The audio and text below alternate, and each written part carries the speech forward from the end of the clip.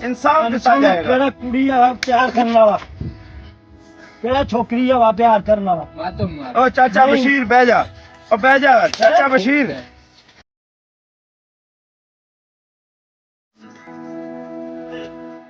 हाँ बशीरिया, इंसाफ मिलेगा ना? की होया? इंसाफ मिलेगा क्यों नहीं मिलेगा? जो कुछ जानना वो जानना। इंशाल्लाह इत्थे इंसाफ ही होएगा। तेरी गल मैं कल सुन लई सी।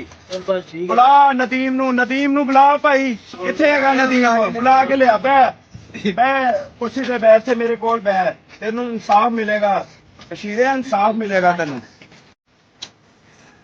चौधरी साहब आ गया नदीम। आ गया नदीम।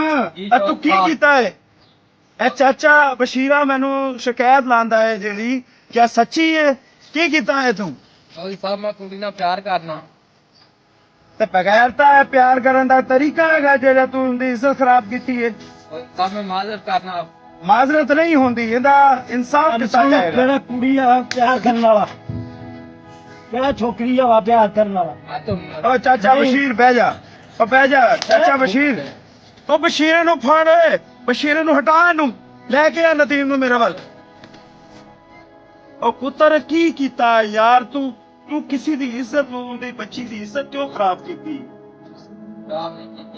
हां की कीता? ਮੈਂ ਉਹਦੇ ਨਾਲ ਪਿਆਰ ਕਰਨਾ। ਤੇ ਪਿਆਰ ਕਰਨ ਦਾ ਤਰੀਕੇਕਾਰ ਥੋੜੀ ਹੈਗਾ। ਅੱਬਾ ਬਸ਼ੀਰੇ ਨੂੰ ਬਾਪ ਘਰ ਘੱਲ ਦੇ। ठीक हो। ਬਸ਼ੀਰੇ ਨੂੰ ਘਰ ਘੱਲ ਦੇ, ਅਸੀਂ ਫੈਸਲਾ ਕਰ ਲਾਂਗੇ ਆਪ। ਪੁੱਤਰ ਗੱਲ ਇਹ ਹੈਗੀ ਹੈ, ਜਿਹੜਾ ਮੇਰਾ ਫੈਸਲਾ ਹੋਏਗਾ ਮੰਨੇਗਾ? ਲੋ ਜੀ ਅਸੀਂ ਇੱਕ ਫੈਸਲਾ ਕਰਨ ਲੱਗੇ ਆ, ਸਾਰੇ ਪਿੰਡ ਵਾਲੇ ਮੰਨੋਗੇ? ਮੇਰੀ ਕੋਸ਼ਿਸ਼ ਹੈਗੀ ਹੈ ਬਾਬੇ ਬਸ਼ੀਰੇ ਦੀ ਇੱਜ਼ਤ ਵੀ ਰਹਿ ਜਾਏ ਤੇ ਇਹ ਖਾਨਦਾਨ महफूज भी रवे। कोई लड़ाई झगड़ा नहीं होना चाहिए इस खानदान दे विच, ते कोई लड़ाई झगड़ा नहीं होना चाहिए इस गांव दे विच, कोई खून खराबा नहीं होना चाहिए। तू उनकी इज्जत तू खराब कीता है, मेरा फैसला हैगा तू अपनी सर दी पग बना और इनू अपनी इज्जत बना। मेरा फैसला तेनू मंजूर है? कहो हेलो, तुहानू इस फैसला मंजूर है? मंजूर है? कमेंट्स में बताइएगा कि हमारा ये फैसला कि किसी की इज्जत को अगर खराब किया जाए और उसी की इज्जत को इज्जत बना दिया जाए, क्या ये ठीक है? जुल्म के साथ ज्यादती करना कहाँ तक दुरुस्त है?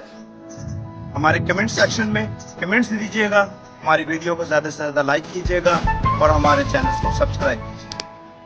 ये हसनैन हमारा टीम का नया मेंबर है और आज की जो वीडियो है वो बहुत ज़बरदस्त इन्होंने एक एक्टिंग की है और ये एक्टिंग मुझे उम्मीद है कि आपको आवाम को पसंद आएगी, मेरे दोस्तों को पसंद आएगी। अगर इसकी एक्टिंग पसंद आए तो कमेंट्स में इसका नाम अली हसन लिख कर कमेंट्स कीजिएगा, इसको लाइक कीजिएगा और शेयर कीजिएगा।